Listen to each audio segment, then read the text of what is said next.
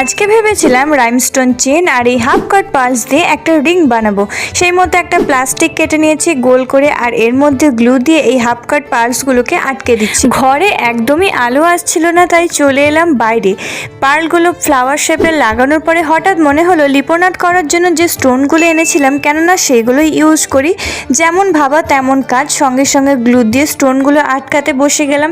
এই জুয়েলারি বানানোটা যে কতটা ধৈর্যের কাজ এটা যারা বানায় তারাই জানে যে এর পিছনে কতটা পরিশ্রম লাগে। অনেকক্ষণ পরে আমার ফ্লাওয়ারটা পুরো রেডি হয়ে গেছে। এরপরে একটা রিং ব্রেস নিয়ে এটার পিছনে আমি লাগিয়ে দিচ্ছি, আর কিছুক্ষণ ওয়েট করতে হবে এটার আঠাটা শুকোনোর জন্য। আমি তো নিজেই বিশ্বাস করতে পারছি না যে এই ফিঙ্গার রিংটা আমি বানিয়েছি। মানে ফোনে যতটা সুন্দর লাগছে সামনে থেকে এটা আরও বেশি সুন্দর লাগছে। আজকের ভিডিও এই পর্যন্ত। এরপরে তোমরা কোন জুয়েলারি বানানো দেখতে চাও সেটা অবশ্যই কমেন্টে জানিও।